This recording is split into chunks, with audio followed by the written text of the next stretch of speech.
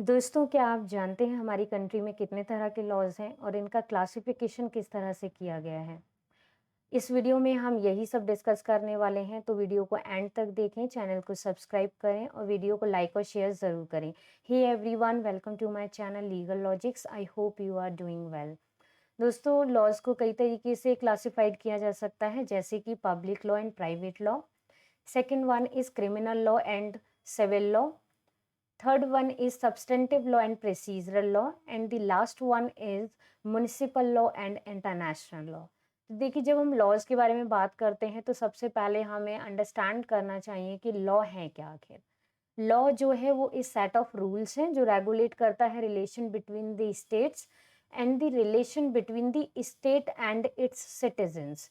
State जो है, government जो है वो लॉज बनाती है अपने सिटीजन्स के लिए और अपनी गुड गवर्नेंस के लिए। तो देखिए, सबसे पहले हम देखते हैं कि पब्लिक एंड प्राइवेट लॉज क्या हैं। देखिए, पब्लिक लॉ जो है वो बात करता है relation between the citizen and the states की। इट मीन्स कि गवर्नमेंट ऑफ द स्टेट जो है, जो लॉज बना रही है अपने सिटीजन्स के लिए और अपने एडमिनिस्ट्रेशन के लिए, वो सभी लॉज जो हैं वो पब्लिक लॉज में आते हैं। Like constitutional law, administrative law, criminal law and tax laws. Like criminal law, जिसमें स्टेट खुद भी एक पार्टी होती है। जो भी क्राइम कमिट होता है उसमें एक क्रिमिनल, एक एक्यूज्ड होता है और सेकंड वन इज स्टेट। तो ये तरीके से पब्लिक लॉ का ही पार्ट है। तो ये हम ये कह सकते हैं कि फर्दर क्लासिफाइड किए जाता है पब्लिक लॉ या टाइप ऑफ पब्लिक लॉ है। अब देखिए, प्राइवेट लॉज क्या होते हैं, जैसा कि हम टर्म भी देख सकते हैं कि private law, private means the individuals. It means कि प्राइवेट लॉ जो है वो बात करता है relation between the individuals. It is concerned with the rights and liabilities of the individual towards each other, like कि property rights होते हैं कि एक पर्सन का उस पे मान लीजिए किसी पर्सन का अधिकार है अपनी प्रॉपर्टी पर, दूसरा उस पे कब्जा कर रहा है। तो इस तरीके के अगर हम लॉज के इससे रिलेटेड किस तरह के लॉज हैं, तो ये सब कुछ जो है वो बात करते हैं प्राइवेट लॉज के बारे में। लाइक कॉन्ट्रैक्ट लॉ, दो लोगों के बीच में कोई कॉन्ट्रैक्ट हुआ है, स्टेट तो कोई पार्टी नहीं है, तो ये है private law. Law of torts हो गया, प्रॉपर्टी लॉज हो गए, labour laws, commercial, corporation laws and competition laws, ये सभी प्राइवेट लॉ का एक पार्ट है। देखिए, सेकंड जो कैटेगरी है वो है सिविल लॉ और क्रिमिनल लॉ की, जो एक बहुत ही बेसिक कैटेगरी है। जब लॉज को क्लासिफाई किया जाता है तो यूजुअली इसी फॉर्म में क्लासिफाई किया जाता है। तो देखिए, क्रिमिनल लॉ क्या होते हैं। क्रिमिनल लॉ जो है वो सिंपल सी बात करते हैं कि कोई भी ऐसा एक्ट जो मना किया गया है और वो किया जाता है, तो उससे रिलेटेड क्या पनिशमेंट्स होंगी और उससे रिलेटेड क्या जो रॉन्ग डूइंग्स की गई हैं, जो भी कंडक्ट किया गया है, उसे बाद में ना किया जाए। तो ये क्रिमिनल लॉज बताते हैं। तो देखिए, जब हम क्रिमिनल लॉज के बारे में बात करते हैं तो हम बात कर सकते हैं कि इंडियन पीनल कोड 1860 की।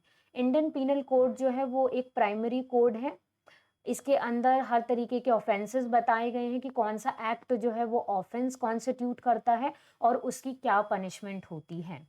तो अब अगर कोई पर्सन किसी का मर्डर कर देता है तो आईपीसी बताता है कि वो मर्डर है, वो 300 सेक्शन में आता है और इसकी क्या पनिशमेंट है वो भी बताता है।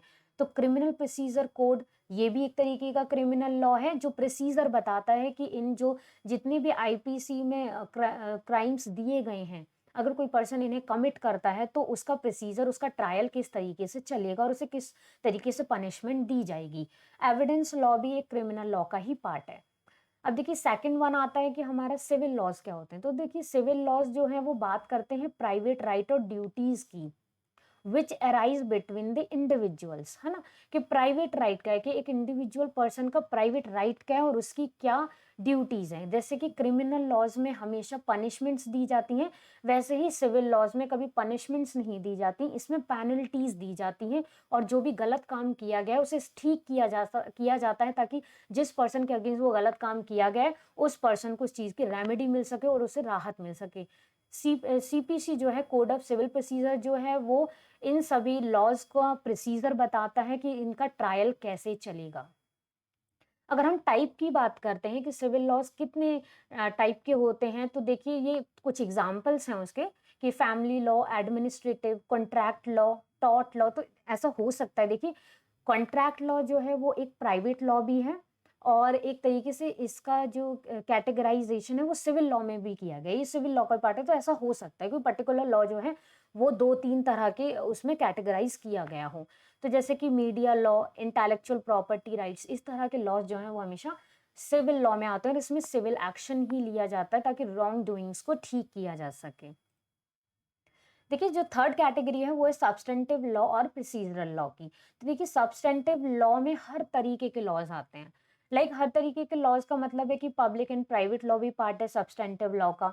लॉ ऑफ कॉन्ट्रैक्ट, देखिए सब्सटेंटिव लॉ से सिंपल सा मीनिंग है कि सब्सटेंटिव लॉज वो लॉज हैं जो किसी भी पर्सन के राइट्स को बताते हैं, लाइबिलिटीज को बताते हैं, जो बताते हैं कि relationship between the state and the individuals, जो बताते हैं कि किस तरीके से जो है वो दो इंडिविजुअल्स जो हैं वो किस तरीके से एक दूसरे से कनेक्ट हैं, एक दूसरे के प्रति उनकी क्या राइट्स हैं, क्या लाइबिलिटीज हैं। तो पब्लिक एंड प्राइवेट राइट भी इवन सब्सटेंटिव लॉ का ही पार्ट है। Law of contract, property, torts and crimes of all kinds, like criminal law भी एक तरीके का सब्सटेंटिव लॉ ही है। तो हम बात कर सकते हैं कि जब क्रिमिनल लॉ की हम बात करें तो उसे जो है वो सब्सटेंटिव लॉ का ही पार्ट है।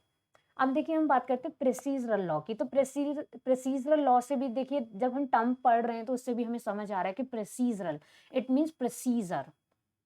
ये प्रोसीजर की बात करता है कि जब कोई क्राइम कमिट हो जाता है, जब कोई सिविल एक्शन लेना है, तो अगर हमें कोई रेमेडी लेनी है तो किस तरीके के प्रोसीजर के बाद हमें वो रेमेडी मिलेगी। हमें कोर्ट जाना है, कोर्ट में केस फाइल करना है, हमें ट्रायल्स में जाना है, किस तरीके से एविडेंसेस आएंगे, किस तरीके से पूरा प्रोसीजर चलेगा और उसके बाद में जस्टिस मिलेगा। तो ये सब कुछ जो है वो प्रोसीजरल लॉ का ही पार्ट है। Like Indian evidence act, limitation act, code of civil procedure, code of criminal procedure, ये पार्ट है प्रोसीजर लॉ के। अब देखिए लास्ट जो कैटेगरी है वो हमारी म्युनिसिपल और इंटरनेशनल लॉ की। बहुत इजी है। म्युनिसिपल लॉ जो होते हैं वो डोमेस्टिक लॉज होते हैं किसी भी कंट्री के, और इंटरनेशनल लॉज होते हैं जो दो कंट्रीज के रिलेशनशिप को रेगुलेट करते हैं। लाइक यूएस इंडिया है, उनके बीच में जो भी लॉज बनेंगे वो इंटरनेशनल लॉज होंगे। तो इसका जैसे देखिए बहुत बड़ा एग्जांपल है universal declaration of human rights. तो universal declaration of human rights जो है वो एक इंटरनेशनल लॉ है, और जितनी भी कंट्रीज अपने लॉज बनाएंगी तो वो इन लॉज को वायलेट नहीं करेंगी। तो इंटरनेशनल लॉज का वायलेशन के पीछे भी एक तरीके से वो है कि आप उसे वायलेट नहीं कर सकते। तो इंटरनेशनल लॉ जो अदर जितनी भी स्टेट्स हैं उनके रिलेशनशिप को रेगुलेट करती है, उसी को हम इंटरनेशनल लॉज कहते हैं। Thank you for watching this video. I hope this video will help you. Please do subscribe my channel and press the bell icon. Thank you so much.